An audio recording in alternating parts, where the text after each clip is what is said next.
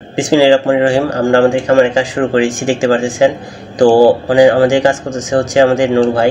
তো নূর ভাই অত্যন্ত পরিশ্রমী লোক আর মেধাবী লোক, আর উনি অনেক সুন্দর কাজ জানে, সেই জন্য ওনার কাজটা দেওয়া হয়েছে। তো পালা কাটার পরে পালাটা স্কেল দিয়ে দেখাই নেওয়া হচ্ছে যে এটা ঠিক আছে কিনা। আর তিনি সুতো আবাদ নিয়েছে, এখন দুজন মিলে মাটি দিচ্ছে। তো পালাগুলো দুজন ধরে রাখছে আর দুজনে মিলে মাটি দিতেছে। নূর ভাই আরেকজন, দুজন মিলে মাটি দিতেছে। মাটিগুলো দেওয়া অত্যন্ত জরুরি, না হলে এত বড় পালা রাখা সম্ভব না। তো বাঁশ দিয়ে করা হচ্ছে খুন্তির বদলে। তো একইভাবে আমরা দ্বিতীয় পালাটা লাগাই ফেলতেছি।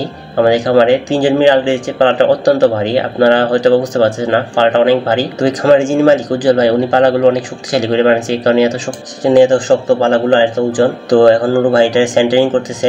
তো পালাটা একটু উপরে ছিল, উনি এভাবে লাভ দিয়ে দিচ্ছে, পালাটা একটু উঁচা করে ফালাইছে, যে কারণে এটা আর শক্তিশালী হয়েছে। তো একটু এদিক সেদিক হয়ে গেছে, যেহেতু দড়ি টানা আছে তো সহজে ধরা পড়তেছে। তো জীবন এটা সোজা করতেছে, পালাটা একটু ভিতর চলে আসছিল।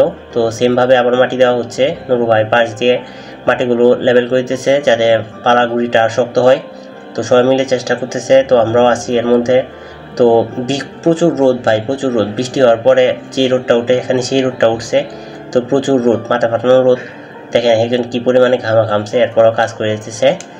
আর দেখা যাক, যদি বৃষ্টি না আসে ইনশাল্লাহ কাজ শেষ করে ফেলবো, যদি বৃষ্টি না আসে এদিকে। এর মধ্যে আমরা একটু বিশ্রাম করতেছিলাম, তখনই একজন ফেরিওয়ালা যাচ্ছিল। তো উজ্জ্বল ভাই কিছু খাওয়ায়নি, এটা আমার দুঃখ। যাই হোক উনি চলে গেছে। এরপর নুরু ভাই তার অভিজ্ঞতা সম্পর্কে বললেন, তিনি কত বছর ধরে পালা গাড়ে, তিনি এই কাজে কেন আসছেন। আর এদিকে কিছু লোক আমাদের খামারে মাটি ফালাইছিল বিটের জন্য। তো নুরু ভাই আবার উঠে পড়ছে। তো দেখা যাক, ইনশাল্লাহ আজকের ভিতরে হয়তো বা এই কাজটা শেষ হয়ে যাবে। তো সবাই ভালো থাকবেন, সুস্থ থাকবেন, আল্লাহ হাফেজ।